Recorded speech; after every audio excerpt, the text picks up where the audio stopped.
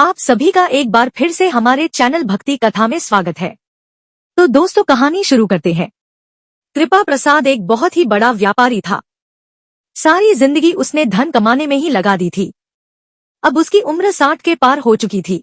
खूब धन कमाकर घर में बीवी बच्चों का पालन पोषण पैसों से बड़ी अच्छी तरह कर रहा था। अब 60 के पार होने के बाद एक दिन अचानक कृपा प्रसाद बीमार हो गया, जिसके कारण उसे कुछ दिन घर में रहना पड़ा। कृपा प्रसाद थोड़ा गुस्से वाला और घमंडी था। बीमार पड़ने पर घर में केवल उसकी देखभाल करने के लिए नौकर ही थे। पत्नी को तो पार्टियों में से फुर्सत नहीं थी। बच्चे भी सुबह कॉलेज जाते और रात तक वापस आते। किसी को भी कृपा प्रसाद की बीमारी की कोई फिक्र नहीं थी। कृपा प्रसाद यह देखकर बहुत हैरान हुआ कि सारी जिंदगी जिनके लिए मैंने धन कमाया, ऐशो आराम की जिंदगी दी, आज उनके पास मेरे लिए वक्त ही नहीं है। इस कारण वह अपना गुस्सा सारे नौकरों पर निकाल देता था। एक दिन पत्नी जब शाम को वापस आई तो उसने कहा, मैं बीमार हूँ, तुम्हें कोई फिक्र नहीं है। मैं तुम लोगों के लिए सारी जिंदगी कमाता रहा। वह बोली, जब हमको आपकी जरूरत थी तब तो आप धन कमाने में लगे हुए थे। अब आप हमें अपनी जिंदगी जीने दे। इससे कृपा प्रसाद के मन को बहुत आघात लगा। शाम हो चुकी थी, रात सिर पर थी। कृपा प्रसाद का मन बहुत ही उचाट हुआ। वह चुपचाप घर से निकल पड़ा। नौकरों ने उनको कुछ खाने के लिए कहा तो वह खाने की थाली पटक कर गुस्से से घर के बाहर निकल गया। वह समुद्र के किनारे जाकर अपने मन को शांत करने के लिए टहलने लगा। तभी उसने देखा वहाँ एक 20 से 25 साल का नौजवान, जो कि बहुत ही खूबसूरत, मुख पर अजीब सी लालिमा, मस्तक पर एक तिलक लगा हुआ, गले में माला डाली हुई और समुद्र के किनारे रेत को इकट्ठा करके एक छोटा सा टीला बनाकर उसको 3 से 4 ठोकरे जोर जोर से मारकर उसको गिरा देता और खूब जोर से हंस रहा था। कृपा प्रसाद यह देखकर बहुत हैरान हुआ, लेकिन उसने उस लड़के को कुछ नहीं पूछा। लेकिन समुद्र के किनारे आकर उसको थोड़ा सा सुकून जरूर मिला था। अगले दिन फिर वह शाम को टहलने के लिए समुद्र के किनारे गया। आज उसने फिर उस लड़के को वहाँ देखा। आज वह कल से भी ज्यादा सुंदर लग रहा था। उसके चेहरे पर अजीब सी लालिमा थी, मस्तक पर तिलक था, हाथ में झोली माला थी। उसने एक बहुत बड़ा रेत का टीला बनाया और उसको पैर से बहुत सारी ठोकरें मार मार कर खूब प्रसन्न हो रहा था। कृपा प्रसाद से आज रहा ना गया और वह जाकर बड़ी विनम्रता से उस लड़के से बोला, बेटा आप यह क्या कर रहे हो? खुद ही रेत का टीला बनाते हो और उसको ठोकरें मारकर हंस क्यों रहे हो? वह लड़का पहले तो कृपा प्रसाद को देखकर हैरान हुआ, क्योंकि वो उसको नहीं जानता था, लेकिन फिर भी उसने शिष्टाचार के नाते उसको कहा, बाबूजी मेरा नाम विमल कुमार है। मैं एक दिल का डॉक्टर हूँ। सुबह मैं अस्पताल में जाता हूँ, लेकिन शाम को यहाँ अपनी इच्छाओं को मारने के लिए यहाँ आता हूँ। कृपा प्रसाद को कुछ समझ नहीं आया तो विमल कुमार ने विस्तार से उनको बताया, बाबूजी यह जो मेरे मस्तक पर तिलक लगा है यह श्री जी है, यानी कि मेरे मस्तक पर साक्षात किशोरी जी विराजमान है और हाथ में कृष्ण नाम की माला है, जिसको मैं निरंतर जपता रहता हूँ। यह शिक्षा मुझे शुरू से ही मेरे माता पिता ने दी है। अब मैं नाम के प्रभाव से अपनी इच्छाओं को, अपने 5 इंद्रियों पर काबू पाने की कोशिश कर रहा हूँ।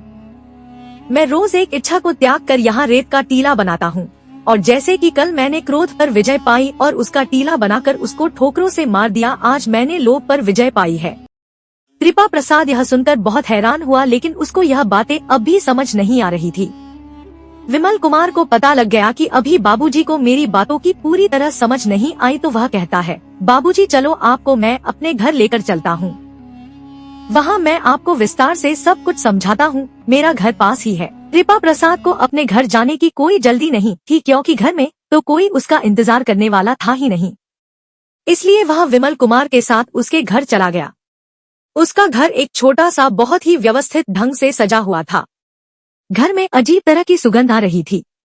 घर में दाखिल होते ही विमल कुमार ने अपने माँ को आवाज दी, माँ आज हमारे घर मेहमान आए हैं। उसकी माँ जल्दी से बाहर आई और आकर कृपा प्रसाद को बोली, राधे राधे भैया जी। तभी विमल कुमार के पिताजी भी बाहर आ गए और साथ में विमल कुमार की बहन माधवी भी बाहर आ गई।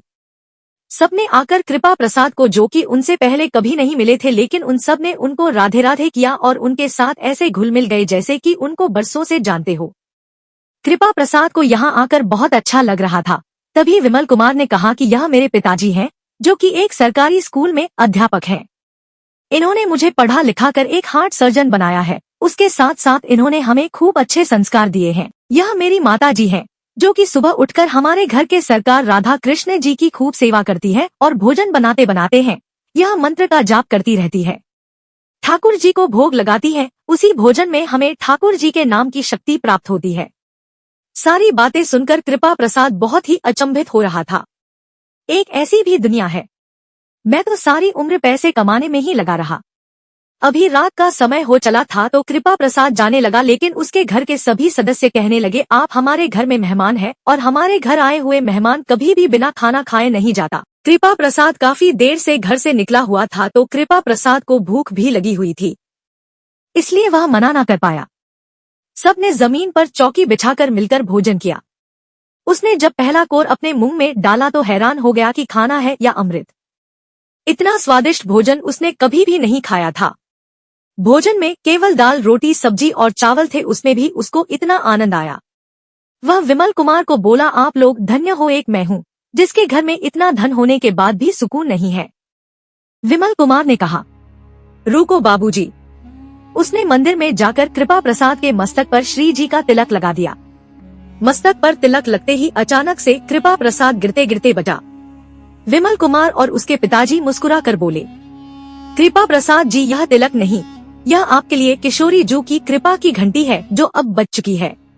ना जाने आपने पिछले जन्म में कौन से अच्छे कर्म किए थे जो आपको इस उम्र में आकर भक्ति का मार्ग पता चलने लगा है। नहीं तो कितने धनवान लोग ऐसे ही भगवान का नाम लिए बगैर इस दुनिया से चले जाते हैं। लेकिन ना जाने आप पर किशोरी जी की कैसे कृपा हो गई, जो यह श्री जी का तिलक आपके मस्तक पर शोभायमान हुआ है। कृपा प्रसाद चुपचाप यह सुन रहा था। आज उसका मन बहुत प्रसन्न था। रात को वह जब घर गया तो घर के नौकर उसको देखकर सहमे हुए थे कि आज मालिक देर से वापस आया है, इसका गुस्सा हम सब पर टूटेगा। लेकिन आज वह बहुत ही अच्छे मूड में था। उसने नौकरों को, अपनी बीवी को, बच्चों को कुछ नहीं कहा, चुपचाप अपने कमरे में जाकर सो गया। लेकिन सारी रात उसको नींद ही नहीं आई। वह बार बार अपने मस्तक पर लगे श्रीजी के तिलक को हाथ लगाकर देख रहा था।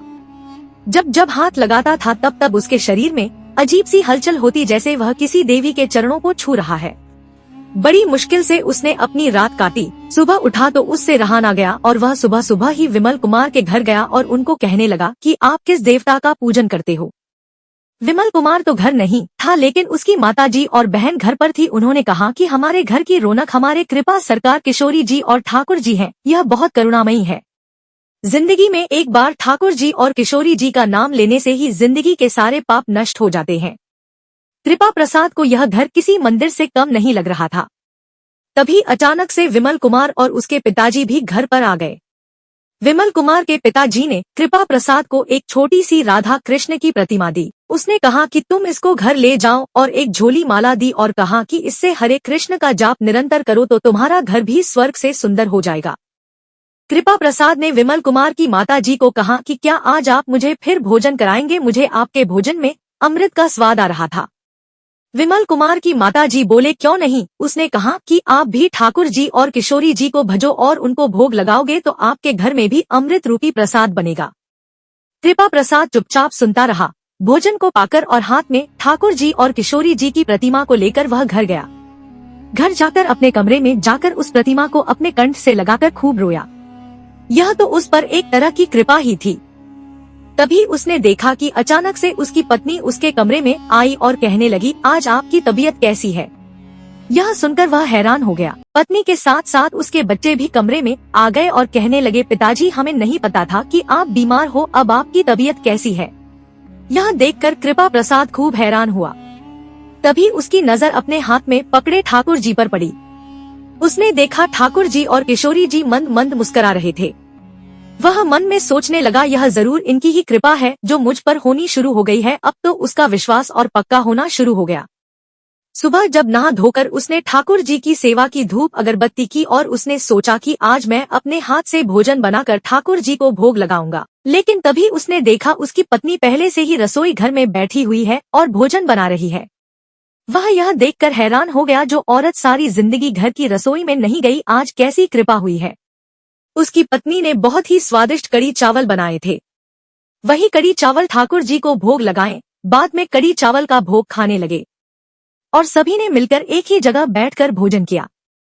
कृपा प्रसाद को आज बहुत ही अच्छा लगा और जब उसने भोजन का पहला कोर मुंह में डाला तो इतना हैरान हुआ, क्योंकि विमल कुमार के घर के भोजन जैसा ही स्वाद उनके घर के भोजन में भी था। वह एक कोर मुंह में डालता और उसकी आंखों में आंसू निकलते जाते। भोजन के साथ साथ आज तो वो आंसू भी खाए जा रहा था। आज उसको बहुत ही सुकून मिल रहा था। वह पूरे परिवार को अपने पास बैठे देखकर ठाकुर जी का लाख लाख धन्यवाद कर रहा था। ऐसे श्री जी और ठाकुर जी की कृपा दृष्टि कृपा प्रसाद के ऊपर हुई।